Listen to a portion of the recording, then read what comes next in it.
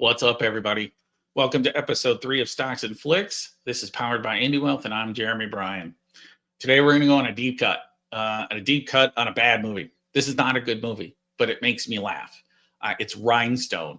It's Rhinestone that is Sylvester Stallone and Dolly Parton in a movie together. You may never have heard of this one, and there's pretty good reason for it. It's not a good movie, but I think it's fun, and I want to talk about it.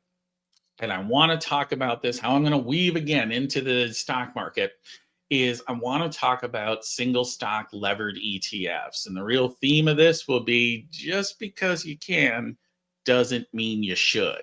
So without further ado, let's get started. First, let's talk about the movie. The movie was made in 1984. It stars Dolly Parton and it stars Sylvester Stallone. And it is really about a New York cabbie. Dolly needs to get out of her contract. There's some cancelable things that are happening in this movie, but she needs to get out of her contract, and she assigns Sly Stallone to try to become a country singer. He's a New York cabbie that wants to be a country singer, or doesn't want to be a country singer. If he can survive 3 minutes of a song, he wins the bet, and she's released from her contract. It's a silly premise. I don't know why I explained it for that long, but I thought I would anyway. It is fun fact is Sly Stallone chose to do this movie. He was basically coming off, pretty hot streak with regard to Rocky movies, Rambo. So he could kind of do whatever he wanted. He chose this movie. He chose Rhinestone, and he chose it over a couple of bigger projects, I would say. One being Romancing the Stone. That's with Michael Douglas and Kathleen Turner, which was one of the biggest movies of that year. The other one he gave up was Beverly Hills Cop. Now, if you're thinking what I'm thinking, which is exactly when I read this, I was like, that wouldn't fit anyway. It might be just as bad as Rhinestone. Beverly Hills Cop was initially a drama, was written as a drama. They tried to get Sly Stallone to do it. He chose to do Rhinestone, and then they went to Eddie Murphy and recreated it as a comedy. So nice little sliding doors there from that perspective, but Rhinestone lives in infamy because he could have been in those two movies, which were massive hits, and he chose to do this one, which was a huge flop. My favorite quote in here, so Sly sings this. I'm not singing this. I'm not making the same mistake Sly does here. But he sings this line that, Budweiser, you created a monster, and they call him Drinkenstein. So this is the kind of comedy we're dealing with here. Again, not a good movie, but makes me laugh, and I wanted to share it with you all. So without further ado, let's take a look at the clip, and I will show you how this mistake can be translated into the stock market. All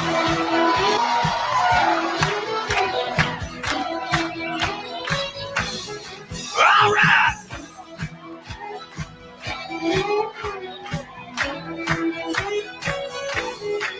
Stay out of my bed. Don't messing up my pillows and sheets with your powder and perfume.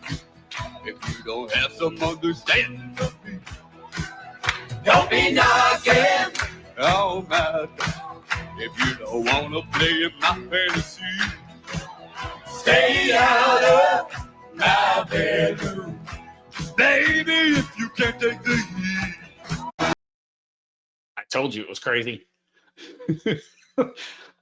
I love how he starts with that. All right. Like, we are going to be treated to some, Grammy level work here. And then that happens.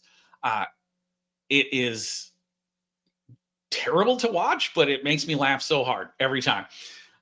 So how am I going to weave that clip into the stock market?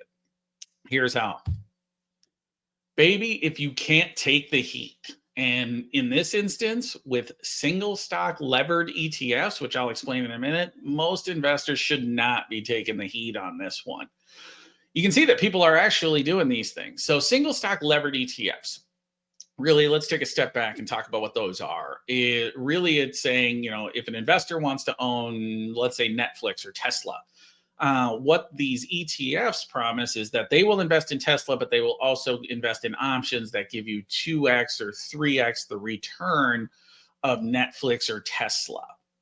That's how these products are marketed, as levered returns. So you get levered upside. So if you like Netflix, why not buy this single stock ETF that's going to give you 2x the return on Netflix?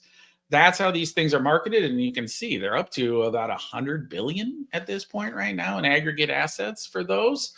What I will tell you, and this is our opinion here, is that the juice is not worth the squeeze on these things. So let's start with first the promise of that 2x and 3x levered return. They're designed for that. In reality, they very rarely work that way over longer periods of time.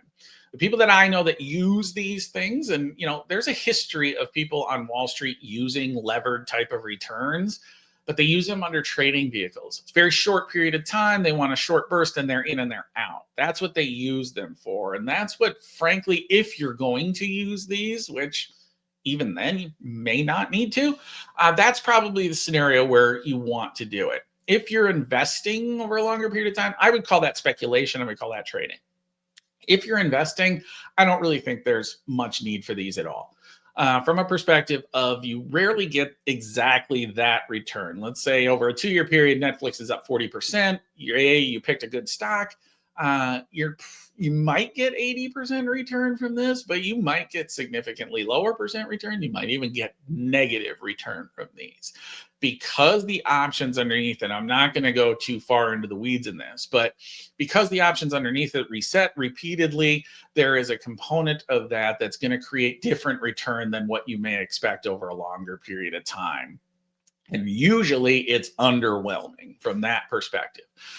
Second thing is they're expensive, right? I mean, if you own Netflix and you buy Netflix, you don't really pay much. You own the stock, right? And there's an ETF expense fee for these things. For them to build the structure for you and give you the options and give you that 2x leverage, they're going to get an expense fee.